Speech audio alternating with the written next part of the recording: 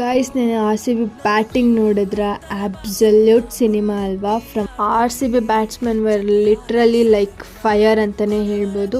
Big hits, ಸಿಕ್ಸಸ್ಸು, boundaries ಅಷ್ಟೇ ಯಾಕೆ ಸ್ಟೇಡಿಯಮಿಂದ ಆಚೆ ಕೂಡ ಒಂದು ಬಾಲ್ ಹೋಯಿತು.